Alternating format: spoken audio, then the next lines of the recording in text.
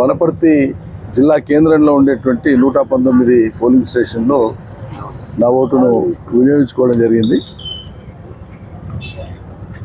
ఎన్నికల ప్రచార ఘట్టమంతా కూడా నామినేషన్ల నుంచి ప్రచార గడువు ముగిసే వరకు పార్లమెంటు యావత్తు చాలా పగడబందీగా, వ్యూహాత్మకంగా, అంశాల వారీగా, పద్ధతి ప్రకారంగా ప్రజల్ని ఆకట్టుకునే విధంగా, వాళ్ళకు అర్థమయ్యే విధంగా, అదేవిధంగా ప్రజా ఆమోదం పొందేటువంటి విధంగా మా అభ్యర్థి కానీ 7 నియోజకవర్గాల మా పార్టీ బాధ్యులు కానీ చాలా పగడబందీగా అంశాలను తీసుకొని పోయినారు. వాస్తవిక పరిస్థితుల ఆధారంగానే ప్రజల్ని మేము అభ్యర్థించడం జరిగింది. యథార్థాలను అర్థం చేసుకోమని, స్పందించమని కోరడం జరిగింది.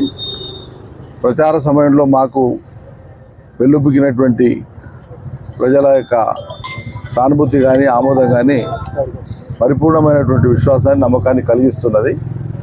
ఖచ్చితంగా బీఆర్ఎస్ అభ్యర్థి అయినటువంటి డాక్టర్ ఆర్ఎస్ ప్రవీణ్ కుమార్ గారి గెలుపు సునాయాసంగా ఈ పార్లమెంట్లో జరుగుతుంది.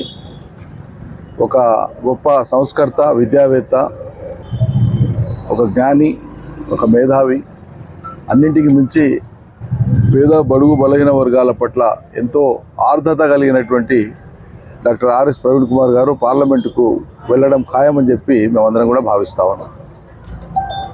మొత్తం సహకరిస్తూ వచ్చినటువంటి యంత్రాంగానికి, ప్రజలకు అందరికీ కూడా ధన్యవాదాలు. Thank you. For more videos like this, subscribe Big TV channel.